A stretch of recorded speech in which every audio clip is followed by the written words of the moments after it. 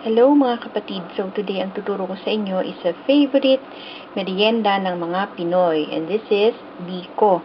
So may isa tayong friend na nagre-request kung pwede yung mga native kakanin naman daw ang gawin natin. So kaya ang gagawin natin ngayon ay biko. Okay, so ang unang ingredient natin for our biko is isang cup ng malagkit, isang cup ng firmly packed na brown sugar, 2 cups ng coconut milk or coconut cream, 1/4 teaspoon ng salt. Ang ating gagawin is lulutuin natin yung ating malagkit sa rice cooker. So kung 1 cup ang inyong malagkit, lalagyan nyo ng a little less than 1 cup yung water para hindi lutong-luto yung malagkit.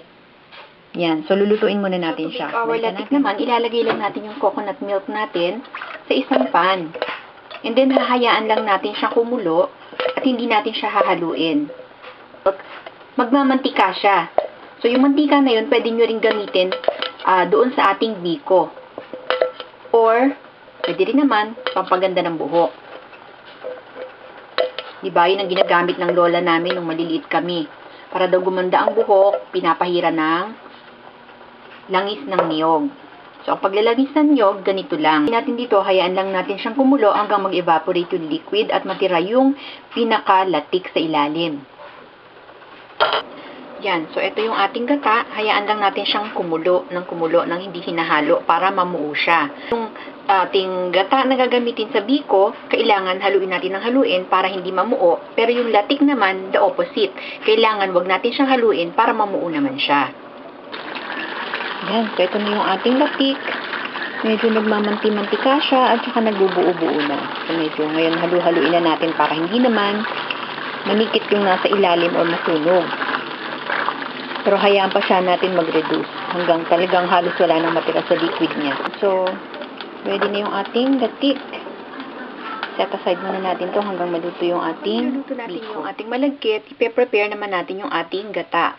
So, lalagay lang natin sa isang lutuan yung ating coconut milk. And then, ihahalo natin yung ating brown sugar. Mas mainam kung brown sugar ang gagawin niyo kasi parang may ibang lasa siya, may ibang flavor yung brown sugar kesa sa white sugar. Tsaka mas maganda yung kulay niya, medyo brown. Sama na rin natin yung ating salt. Yan, so hahaluin lang natin yung ating gata at hahayaan natin kumulo. So, kung ang ginagamit nyo is yung fresh na coconut milk, kailangan tuloy-tuloy ang halo ninyo para hindi makulta yung gata. Ibig sabihin, hindi mamuo. So, yan. Kumukulo naman ang ating gata. So, halo-halo lang tayo. Hintayin natin maluto yung ating malagkit. Kung meron kayong pandan leaves, siguro 2 o 3 pwede nyo itong samahan. Mas masarap yun. Or langka, pwede rin. Kung gusto nyo ng biko na may langka, so pwede nyo nang ilagay yung ating malagkit na sinaing. So pwede na natin isama dito ngayon.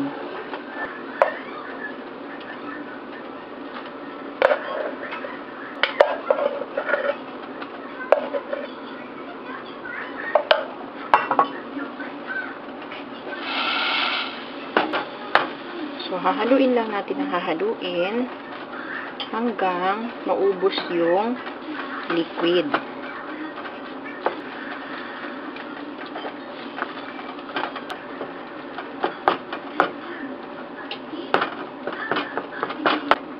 Yan. So, hinalo natin yung ating malagkit sa gata natin na may sugar.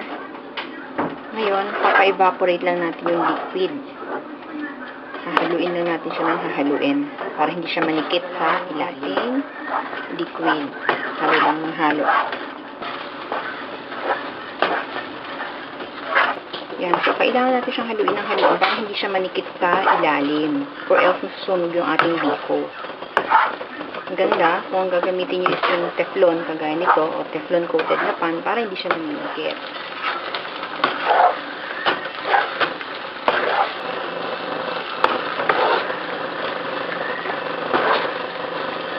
Is yung makunat siya pag kinain, tsaka magata. Sarap ang lasa. Actually, yung nabibili sa mga tabi-tabi, konti niyang gata nun, tsaka hindi siya ining na lutuin. Kaya hindi masyado masarap.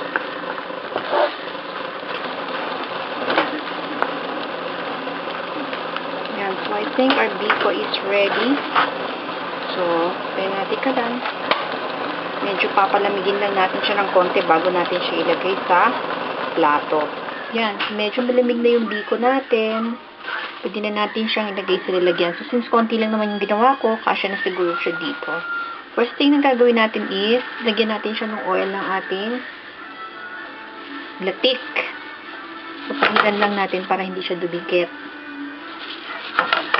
Kung gusto nyo, pwede rin butter ang lagay nyo or margarine. Kung hindi nyo lalagyan ng latik at wala kayong langis, pwedeng butter or margarine ang ilagay ninyo. Yan. And then, lagyan na natin yung biko. So, since konti lang siya, arrange lang natin.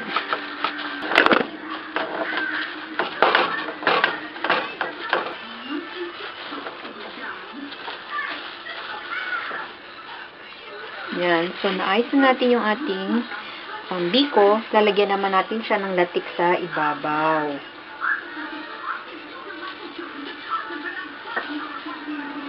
Tapos dito yung maraming latik. Medyo salain nyo lang siya. Tanggalin nyo yung oil. Then, budbud nyo lang siya sa ibabaw.